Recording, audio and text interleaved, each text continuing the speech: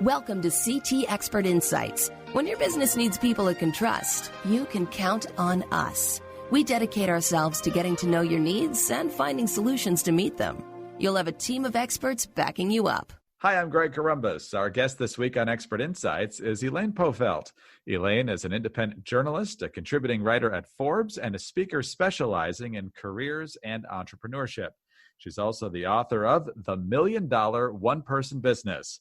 One of the biggest trends in small business in recent years is the rise of one-person businesses that bring in 6 or 7 figures in revenue each year. So how do you know if you're ready to become a one-person business? And what are the most important tips of what to do? And just as importantly, what not to do if you choose this path? That's what we'll discuss now. And Elaine, thank you very much for being with us. Thank you, Greg. It's great to be here. Well, first of all, how big of a trend is this? How many people in recent years are leaving the formal business world to pursue their own business on their own schedule? And how common is this getting? It's very common, Greg. The vast majority of businesses, of small businesses in the United States, are what are called non-employer businesses. That means they have no employees on payroll. It's just the owner or owners. So it might be one person, it might be a husband and wife team or 2 friends that started a business, but they have no employees. Out of about 28 million small businesses, about 26 million are non-employer businesses, to give you an idea. This is the majority. As far as $1 million one-person businesses, these are the Olympic athletes of the one-person business. In 2018, the number of these businesses broke 40,000 for the first time. So these are a needle in a haystack, but their numbers keep growing. They've doubled since 2011. And as more people learn from them, I think we're going to see an explosion in their numbers in the next few years.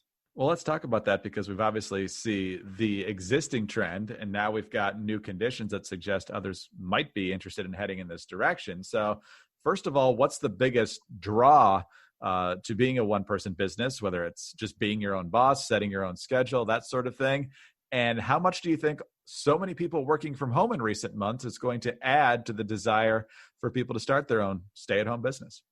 There's a tremendous amount of control of your time that you get when you have a one-person business. I think we're seeing the limits of traditional jobs right now. Many people are working from home, but they're still responsible for being available at certain hours of the day. When you have your own business, if it's better for you to work at 10 p.m. because you've been homeschooling your children during the day while your schools are closed, that's up to you.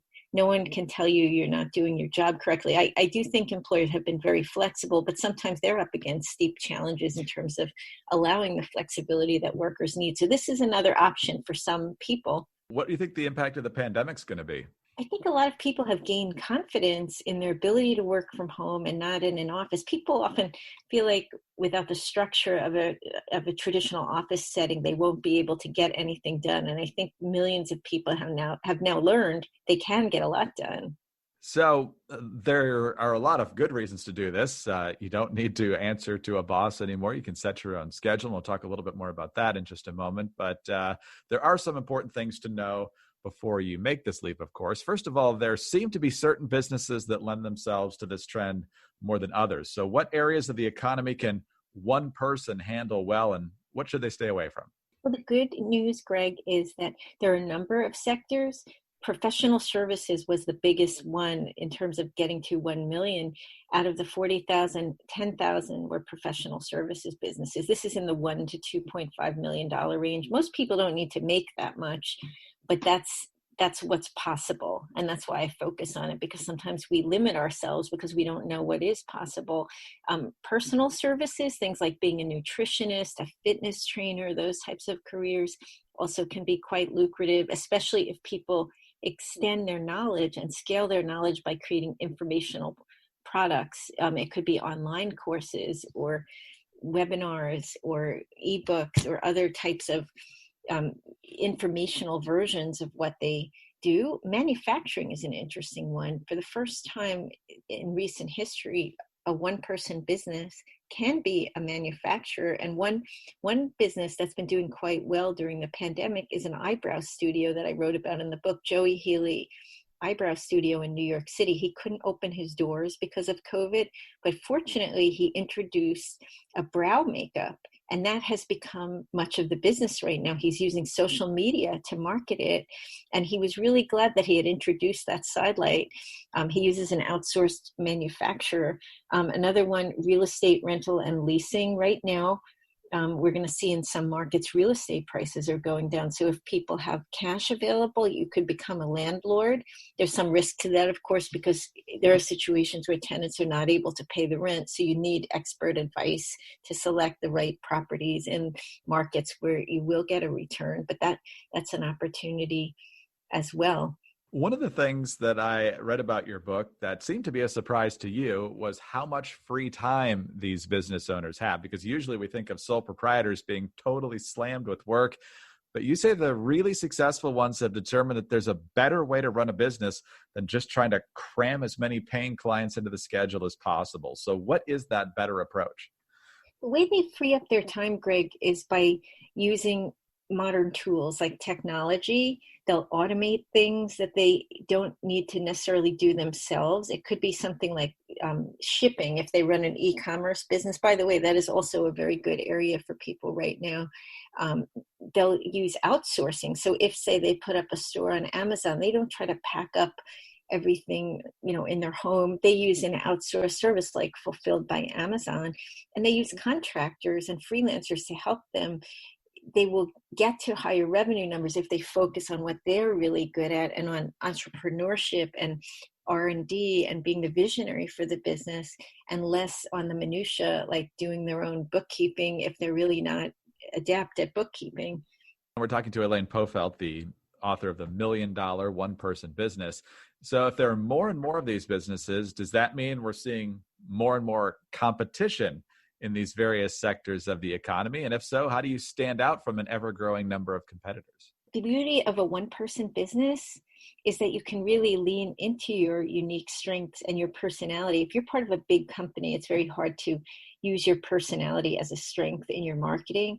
But a lot of these folks are out there. They are the pitch person for their business, and they can market the fact that you can reach the real owner. So even though there is competition, a lot of people love that personal touch. And a good example is Megan Telpner. She's a nutritionist and she writes a blog.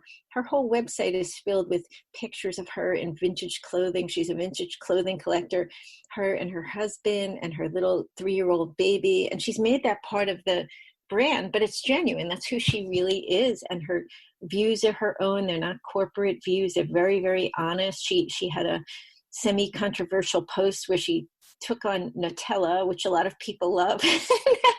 And you couldn't do that if you work for a big company. So I really encourage people to lean into their unique quirks and try to find the common ground with customers in that way. Elaine, you also point out that you do need to do some important math before making this jump. I saw one point you made where, for example, calculating that your revenue in the one-person business will be roughly what your last salary was at the old job. But if you make the assumption that that's going to result in the same amount of income for you, you're going to be left with some unpleasant surprises because of other obligations you're going to have by running your one-person business. So what additional expenses and so forth do you need to keep in mind when you go it alone? Well, one thing to think about is you might not get back to your salary level for a couple of years because there's a learning curve in a business. So you really need to have savings. If you're thrown into it, what I recommend is you set a revenue goal for every week and every month to see if you can stay on track with that, because that helps you keep pace. If you say, to get to 100,000, this is how much I have to make every month. This is how much I have to make every week. You'll be much more conscientious about seeking new work, billing for the work you've already done, etc. And you do have to take into account overhead, taxes being one of them. But for a lot of people, if they don't have health care through a spouse or significant other, that can be a very big expense. It can be about the same as a mortgage on a house if you have a family in certain high cost states. So you really need to do the math on that. And if you want to approximate corporate benefits, usually it's about the total benefits cost is about 30 to 40% above the salary. So if you use that figure, you get pretty close to what you need to match the corporate salary. The benefit, though, is that you control your pricing. So if you offer a great service in a corporation, say you're 25 years old, the value of what you contribute might be lesser than, in terms of your paycheck, you might be paid less than the value because people see you as a junior employee. In your own business, if what you provide is valuable to a customer, you can charge whatever it's worth. So you could actually make quite a bit more. And I don't think it's very uncommon for people to leave corporate America and double their salary or even triple it in many fields. Elaine, so would you recommend that someone interested in doing this kind of started out as a side hustle and see how well you do before cutting ties with the current stable job? Or do you really need to jump in with both feet to determine whether or not it's going to work for you? I think everyone should start businesses on the side, generally speaking, because a lot of times you don't really know what the market will respond to in a new business idea until you test it. And why test it when you have no income coming in if you can test it with an income coming in? Having that income gives you some runway so you can experiment until you get it right. In some fields, you might not be able to do that because maybe you would be competing with your employer, or you could lose your job if you start a business. In that case, you may have to save up some money before you can jump in with both feet. But what I found with these entrepreneurs is they reduce the risk as much as possible. One entrepreneur who I've written about for Forbes, Jason Vandergreen, came up with a system where if he has a new idea for a product, he creates a prototype or a sketch and puts it up on a $30 GoDaddy website for 1 month. He buys Facebook ads against it to drive traffic to the website. And if nobody buys within 30 days, he does engineering design and product design, then he cans it basically, and he moves on to the next idea. And he came up with that system because he invested more than $25,000 in an app that he developed. And then he discovered there was a fatal flaw in terms of his understanding of the marketplace, and there was too much competition. So he just nixed it, but at great cost. So it's always better if you can find a cheap way to experiment. That way you'll have that money available that you save to keep on going with your business. You mentioned risk in that last answer, Elaine, so I want to touch on that as our last question here. You obviously don't want to be on the hook personally for any liability claims or anything else aimed at your business. What do you recommend in terms of establishing a formal business entity, and how soon should you do it? Once you have a sense that people will buy what you're selling, it's a good idea to set up a business entity. I always recommend that you speak with an attorney about it rather than just going online and doing it, because there are a lot of nuances to this in terms of taxes and other considerations, and there might be an ideal business structure for your industry. And if you set up the wrong kind up front, then it's a lot of work to change it later. So I'd recommend investing in the advice. Once you have sales coming in, it doesn't have to be after your first sale, but probably within 6 months of that, it's a good idea to just formalize things. Plus, we saw with COVID, the businesses that had more formal structures in place in terms of having a business entity, having a bookkeeper, keeping their taxes in order, had an advantage in business survival because they were able to apply for emergency funding much more easily. And who knows what the economy will bring, right? We always look for a silver lining, but you also have to prepare for the fact that this situation could go on for a while. And so you want to be the best prepared entrepreneur that you're able to be. Elaine, excellent advice. And as we've already established, a lot of people seriously exploring this idea, and many, of course, taking the leap already. So thank you very much for bringing it to our attention and helping us understand the smart way to go about it. We appreciate your time today. Thank you so much, Greg. Great to be here. Thank you. Elaine Pofeldt is an independent journalist, a contributing writer at Forbes, and a speaker specializing in careers and entrepreneurship. She is also the author of The $1 Million One-Person Business.